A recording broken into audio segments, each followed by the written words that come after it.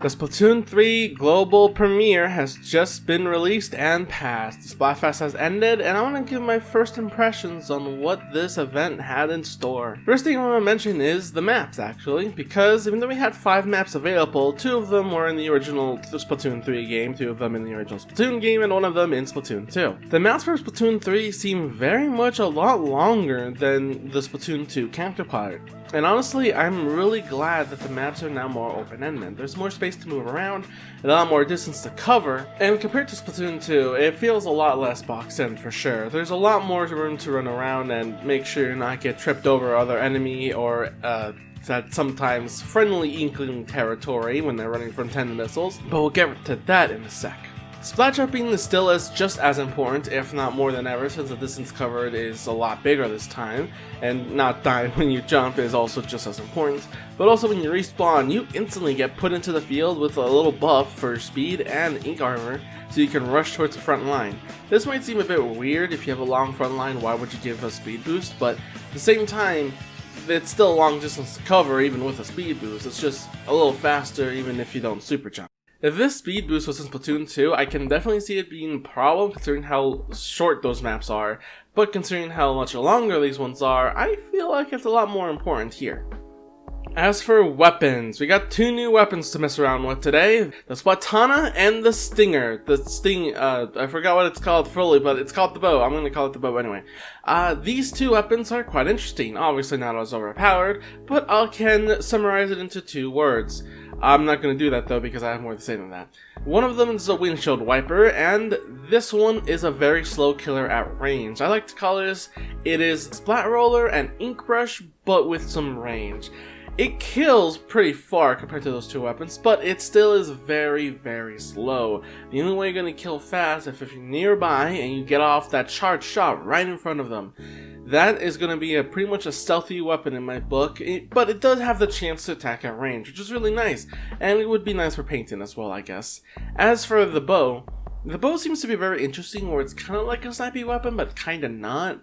It forgives you missing your targets with a lot of damage, like up to 80, so that means almost anything could kill it afterwards by your or the teammate's hand. And even if you do kill, it's just a good old sniping weapon. It does have decent range, and it can have these little ink mines too, just to detract them from going to an area, I guess, or something. Both of these are really fun, and there's no major changes I think seen on the other weapons for sure. So far, it's just been fun to turf around with these 2. Even if the learning curve might be a little bit high, but it can all result to just aiming and positioning in the end.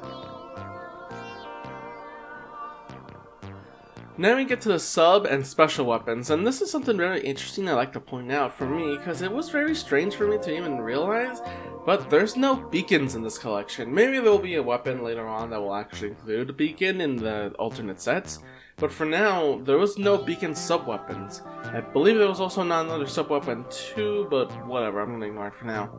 Either way, we got to try out with all the specials, I hope, at least in the beginning game, and to play them is, well, I guess, wrong with everyone else, these weapons, special weapons, aren't as overpowered, nor as the sub-weapons. So let's go through them one by one. Obviously, the weapons that were in previous games are back, and also including Splatoon 2 ones, like Auto Bomb, the Torpedo, and the Fizzy Bomb. I'm very happy to see those 2, because I feel like they weren't as used that much as Splatoon 2, and I've really much missed them. I'm very nice to see the Torpedo being a different form compared to the Seeker from Splatoon 1, and the Frizzy Bomb is just being all around there because I really like the concept of the weapon, and it can really work well, as long as there's a weapon that actually had it that works well with it, which I didn't get a chance to that much because I played other ones. As I said before, no beacon sub-weapon to play around with in this game, at least in this premiere, but there was a new point sensor. One that actually points out to enemies I have to aim for instead of it being a touch-stick dot. Instead of it being a area of effect that you can just run into to get tagged. Instead, you can actually point, and it does do damage. Slightly damage, but it does do damage. And it just, anyone who runs into the line afterwards gets hit. It seems a bit weird, honestly. It can also bounce around walls, which is really nice for ricocheting to hit people through walls still. That was an attribute of the old one. And while I kind of like it, I don't know how I feel about it, honestly. it seems like every time I try to use it, I end up missing or hitting a wall by accident. And I do kind of like the area effect, but the longer range is really nice, and I would be amiss to say that I do enjoy tagging people with damage this time, so that I can actually combo sometimes. In a way, it will remind me of the Titanfall 2, the kunai that can actually detect enemies in a nearby radius, where even though it's supposed to just be to know where someone's there, it can also be used to kill enemies, so I guess that's a plus. The Disrupt is still there, and it's still the same as Splatoon 2, and I'm pretty sure that is all for the sub-weapons. I don't think we had any new ones to mess around with in that front. As for the special weapons, of course, some from Splatoon 2 has returned, such as the Booyah Bomb and... Okay, actually, wait, what was the other one that returned? Was it just Booyah Bomb? Ultra Stamp. That was the other one. Ultra Stamp. The two returning specials from Splatoon 2 that was in the world premiere was the Booyah Bomb and the Stamper. And both were just the same as the originals. So it's really nice to see those come in. Thankfully we didn't get to see much of tandem missiles. That's very good. And I think there was an inkjet somewhere, but who knows. Other than that, every other weapon had Splatoon 3 specials, and they're just as good as I thought. The Inkzooka is back, rechanged. You only get 3 shots now, which is kind of sad, but at the same time, it doesn't go over its overpoweredness. Well, not that it's overpowered, but it is strong. It is still strong. It can one-shot, and it can do a big area of effect when people are grouped. When squids are grouped, you can attack them all at once. And it's really nice to just clear out a path for anyone who wants to swim under it with a teammate. It is definitely not the strongest, and it definitely is very limiting. But then again, the old one was very powerful, and Splatoon's 1 specials were just really freaking strong. They had to balance it somehow. And I think with the same feel of the Inkzooka, I'm very glad for this one.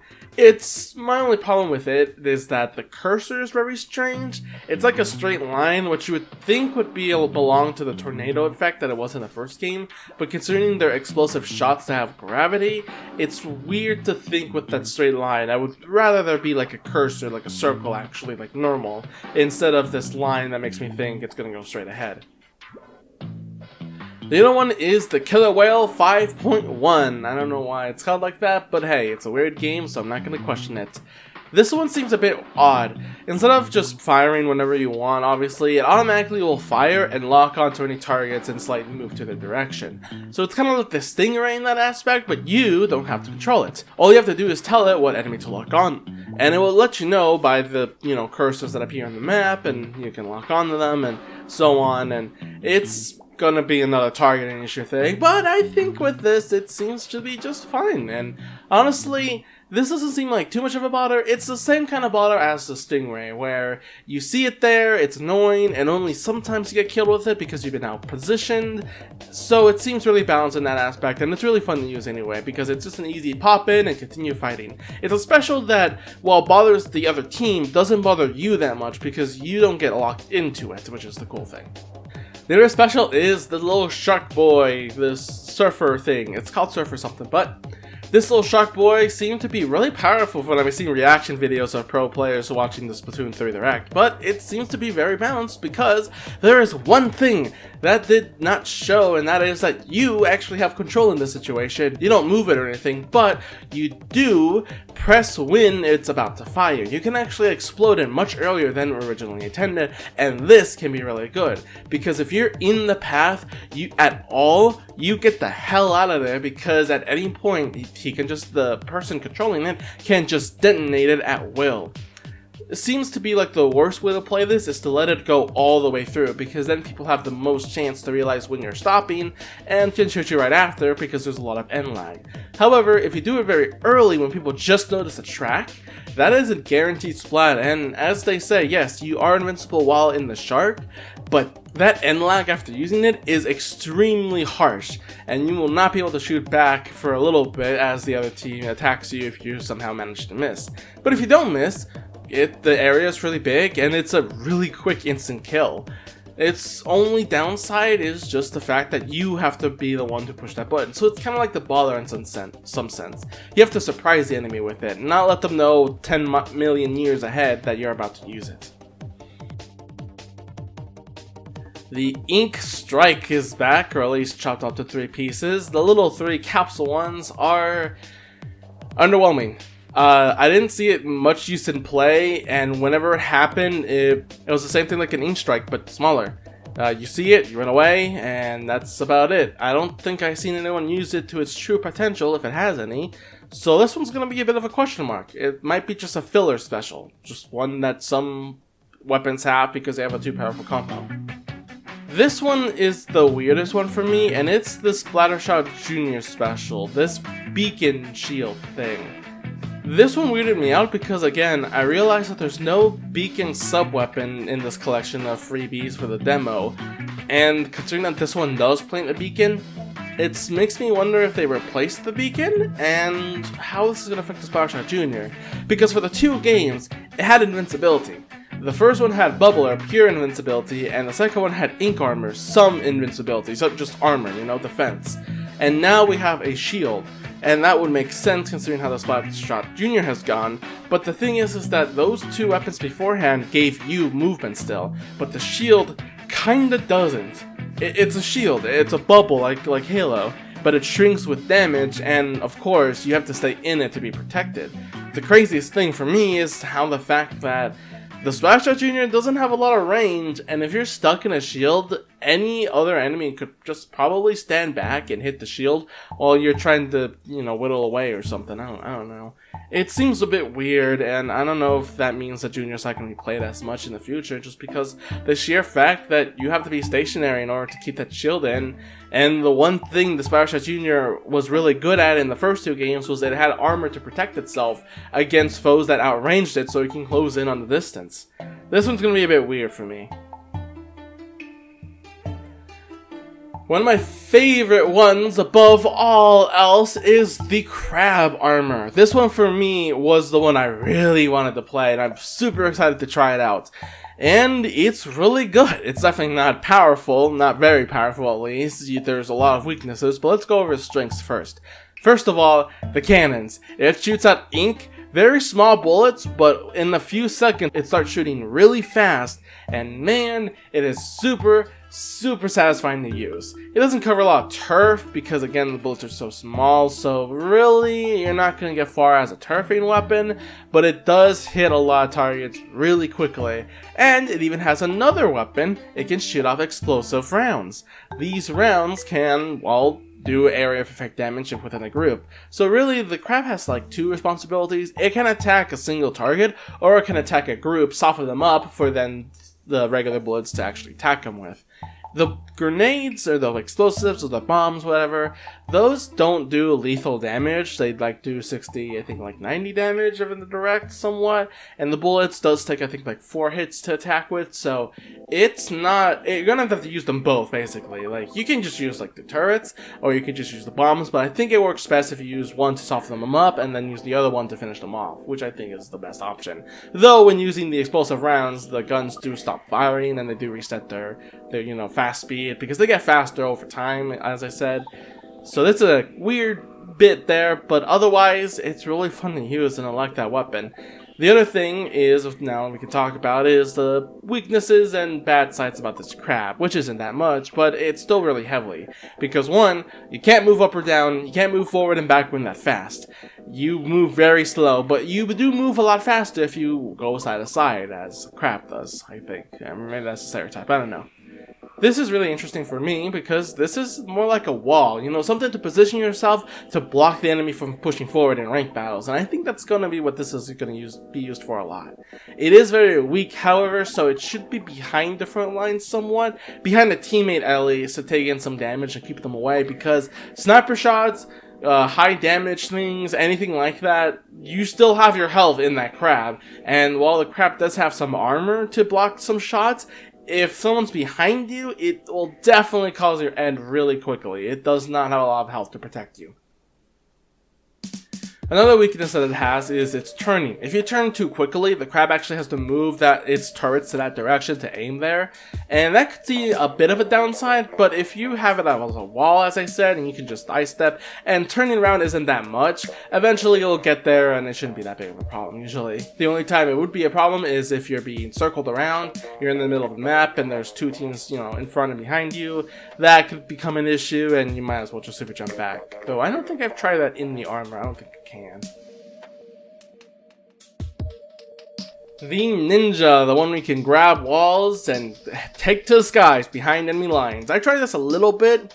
I don't know its true potential just yet, but it might be very well for those sneaky types or the ones who want to get back into the back lines and sniper the sight lines. This is interesting, and I hope this one does well, because the thing about it is that if you do it in front of the enemy is going to call it out, and the enemy is going to know.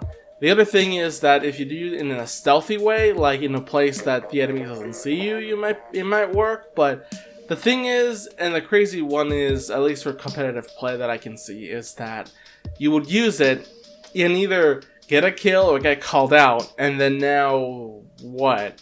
I mean, it could work for a distraction play, and maybe in certain weapons it could still work as a getaway or something like that. And I think that's what this weapon is going to be all about. Either getaway, movement, or somewhat a sneaky play to get on top of a sniper's perch, You do get launched all the way back though, so it's not like you're going to stay there obviously, because you're not going to stay in enemy spawn or whatever. But it is something to consider, and it's something to really know that, yeah, this might be a strange one to get used to, but it is definitely very fun to go around the map and just be, this Spider-Man kind of stuff to, sneak up and, I don't know anymore now. Jeez, I'm sorry. The Tacticooler is another special that, to me, I kind of like. It's just speed. It's just a speed boost. I don't know if there's any other stats that comes with it. I haven't read the descriptions, which I just remembered they were a thing in the game, and now I can't check them anymore because you can't go into the lobby. The Tentacooler is a bit of a buff for your entire team. It's really nice. It's just speed boost, you move faster, and I think some weapons that are lightweight would definitely see a very good help with this for getting their speedy kills, but also for heavier weapons that need that speed to move up into position sometimes, I think it could be very useful for a team play and as a casual support weapon. Is it that amazing? Maybe not, but it does make things go a little faster for you and your team, which could be the difference between life or death, who knows. I believe that is all the specials so far. I don't think I am missing one for sure. Pretty much those are all the specials. Yeah. Shark, Crab, Ninja, Inkzuka, Killer Whale, the Beacon. I'm pretty sure that's all of them, including the Splatoon 2 ones that I'm not going to mention because they're the exact same. Yeah, there's really not much else I can think of here, so what else do I think about the rest? How do I think about the Splatfest? Well, my first impressions of the battles in general, it seems very chaotic. I think with these combinations of specials and new sub-weapons, somewhat, I feel like it's gone back to an era of Splatoon 1, where it's just as chaotic as ever. The specials don't mean too much, obviously, but considering that they're all offensive instead of being tactical and stuff, there's definitely less of a waiting game. It definitely seems like when there's a special, it does shake things up at least a tiny bit, just as much as it did Splatoon 1. Whereas Splatoon 2, it's almost expected that it's always going to happen. It's interesting, because the crazy thing about it all is just how fun it all is. Again, like, Splatoon 2 is very fun, don't get me wrong. I enjoy the hell of it, but definitely it seems like a lot of a tactical, slower game. Kind of like Brawl, but not like in the casual sense, just it was a bit slower, it was more closed off. Splatoon 2 really goes into that fast movement, active field, with the maps being longer and all that. It really seems like a battlefield at times, I would say. And I truly enjoy it, and come from something with the unique respawning mechanics where you can choose your location, the fast, quick drop when you respawn, just immediately press, go back, get launched in, or go into a squid jump, immediately back into the action, all that kind of stuff. It's really fun, and I really wish I can have more of it soon when the actual game comes out. Especially since a lot of content is really blocked now, you know? I want my Harmony, I want my card game, I want Salmon Run. They didn't have Salmon Run in the premiere. I know why, but still. It's what it is, you know? The city looked amazing. I love the performances that this new trio now, not duo, the new trio give. Everything is just really, really nice. And I'm really excited for the next 2 years that this game will have that the developers are going to support. So, yeah. Honest to God, a lot of it is really fun, and I love the slight tweaks the game has. If you haven't noticed, a lot of weapons seem to be a lot bigger, for it to be more noticeable. The glow effect, the style of it, the loading is a lot faster. I mean, goddamn, the lobby itself. You have a test range, you have a test dummy, you have players there, so you can join in the battle instantly. You know, a lot of this is a lot of quality of life, and let's be honest here, like, Nintendo can be pretty sucky a lot of the time. Like, a lot of the time it's just questionable, it doesn't make sense, it's harmful itself at times, but these few moments when we get something we asked for years, you know, and they happen, it's a great thing. And it's a great feeling to see that, yeah, they're listening. Sometimes, but they're listening for some things. So, yeah. That's all my thoughts. So what do you think about this? Wait, you aren't gonna think I'm gonna end this video without talking about the Tricolor Splatfest, am I right? So what do I think about that? Well, it is kind of weird that the winning team cannot pick that mode specifically and have to be stuck with a random chance that they will enter in one of those. Maybe there's a balance thing where if all the winning team just went into the regular Splatfest, the other teams that are trying to log on for that will only get the right. I think it's a kind of lose-lose situation because they have to be ready for it, and if not enough people are playing that one, then the rest can't play that. So it's a weird thing. I find it weird that it was a choice too for the other teams. I thought it was going to be forced for the entire time, but I guess not. So whatever. The final halfway of Splatfest is extremely chaotic and fun. I very much enjoyed it. I feel like it is extremely great. Now, a lot of people said that mode is rigged for Team Scissors because you have two sides going together even though it's only two people and they can never win. This is somewhat wrong. I had a few rounds where Scissors won, and even my little sister who played won a round on Team Scissors. But I can admit it is really chaotic. Like, that is definitely true, and I very much like that actually. I like this chaos that you can work together with the other team or stab in the back as you get the secret signal for your team's advantage, you know? It is really, really fun, and I enjoy almost every second of it because it's just chaotic. You work with a buddy, just one buddy, and you're just hoping the other team gets distracted by team paper in order for you to move in and sneak in for a kill. It's really interesting. It's really nice, and I like this idea. I like experimentation with this sort of things, and honestly, it's just really fun. I don't know why everyone's saying it's like unfair, unbalanced, or maybe like, oh, it's too much for their team or whatever. I don't see it. I have had Team Scissors go on a huge streak with us, just clean the room, and I have other times where we win, or the other team wins, just for the sheer chance that they had the signal boost, or they just had the better turfing weapons, and they actually took the time to turf, while the other team was trying to fight against blue team or Team Rock. So, yeah, it's chaotic, but I love the chaotic nature of it, and anything can really happen with so many specials going around. And I'm very glad that it's going to keep coming back because I enjoy that chaos. And wouldn't you know, that is the theme that won this game, right? Chaos? Chaotic? I think that's the deal with this game, and considering how the rainbow colors are in at night and how colorful everything is, I'm very glad for that. This game is very much super chaotic, and I'm all here for it. So, what do you think about the Splatfest? Are you excited for Splatoon 3 even more, even though it's coming out in 2 weeks, which means it's a lot of waiting to do? Well, tell me below, and until next time, I'll see you guys later on Twitch, because that's where I've been streaming these after all. So check me out there if the game ever gets released, because I feel like it's going to be a mainstay of my channel. And I'll be talking more about it soon enough as well, once replays are back. So really, I hope for the best, and with you guys around, hope I get to see you in-game in 2 weeks once again. See you guys until next time.